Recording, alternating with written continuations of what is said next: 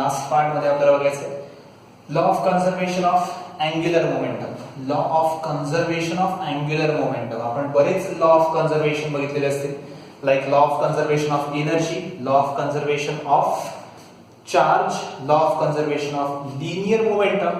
Same pattern मध्ये law of conservation of angular momentum आपल्याला बघायचं आहे, पण ते एक कंडिशनल लॉ ऑफ कन्झर्वेशन आहे. सो कंडिशन काय ते बघायचं.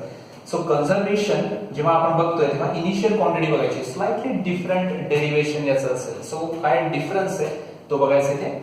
सो डिफरन्स आपण स्टार्ट करतोय एल पासून. What is formula for L in vector form. इथे वेक्टर फॉर्म इम्पॉर्टंट आहे. So L bar is equal to आपण इथे घेतोय mass which is a constant scalar quantity into R cross B.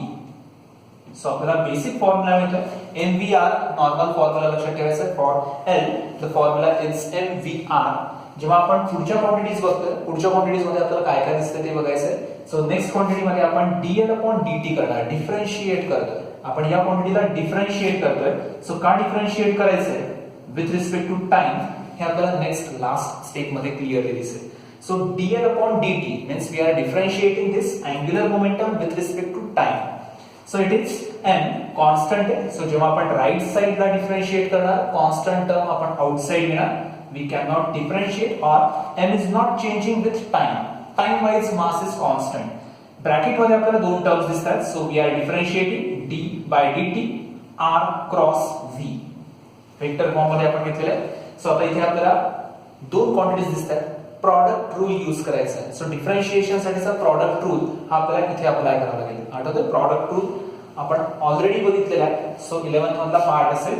So जेव्हा आपण differentiate करतो एखादी क्वांटिटी आणि जेव्हा दोन्ही क्वांटिटीज a अँड b दोन्ही क्वांटिटीज जेव्हा डिपेंड असतील, x वर डिपेंडेंट क्वांटिटीज आहेत, जेव्हा आपण मल्टिप्लाय करतोय then it is first differentiation of first. Generally आपण घेतो a into differentiation of second and then next plus मध्ये फर्स्ट साठीचं differentiation and then into second quantity.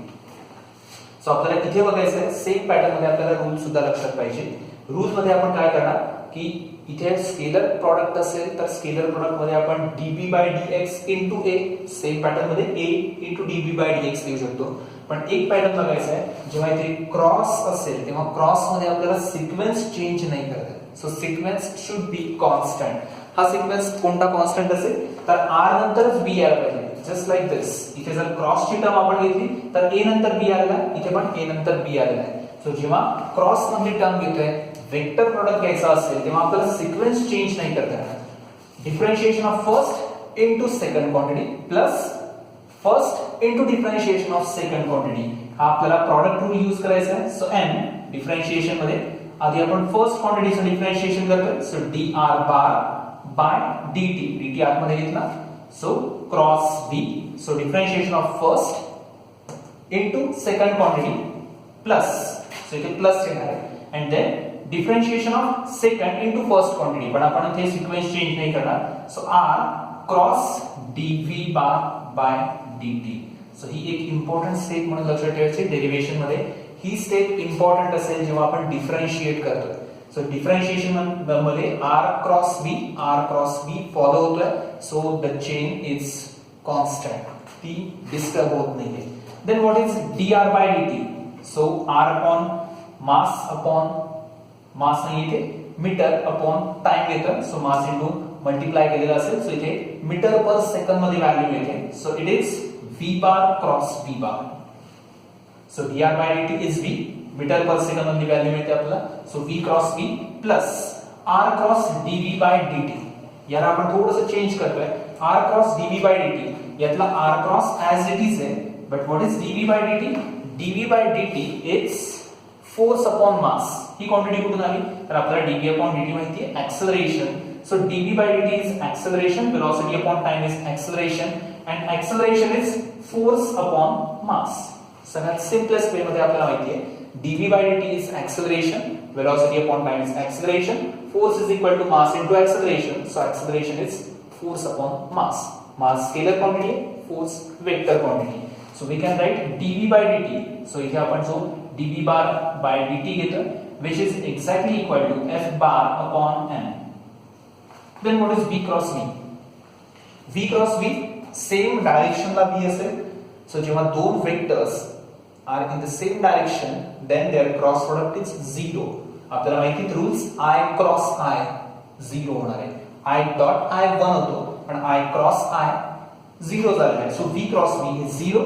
So इथे आपल्याला तो प्लेस करता येईल. So v cross v is 0. Obviously vector मध्ये आपल्याला मिळेल plus r cross f numerator मध्ये वेक्टर क्वांटिटीज आहे डिवाइडेड बाय m मास आहे. ऑब्वियसली इथे दिसते मास आउटसाइड आहे. हा मास कॅन्सल करेल and we get r cross f. So what is r cross f?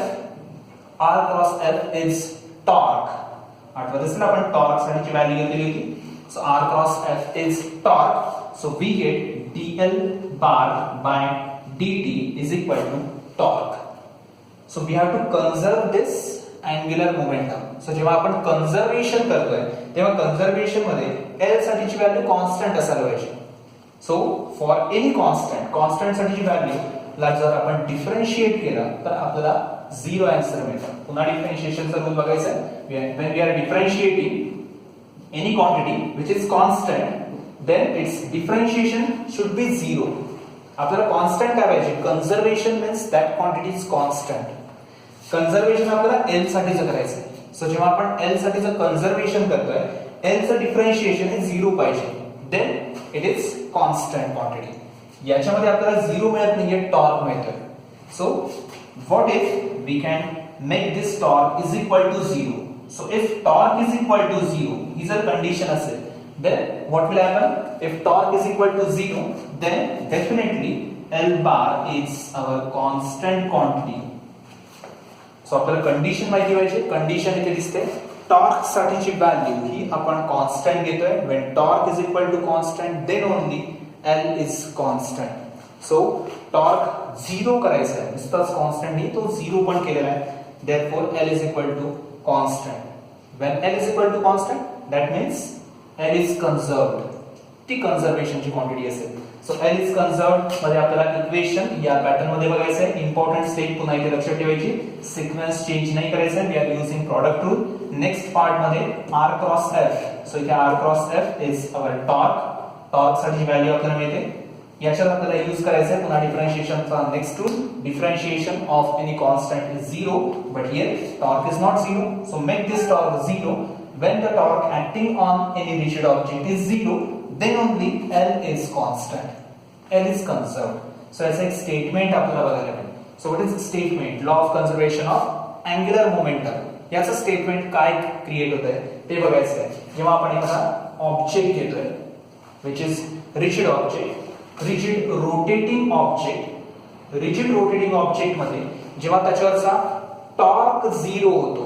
So torque साठीची व्हॅल्यू याच्यावर जेव्हा 0 असेल then only L is constant or conserved. L means angular momentum is constant.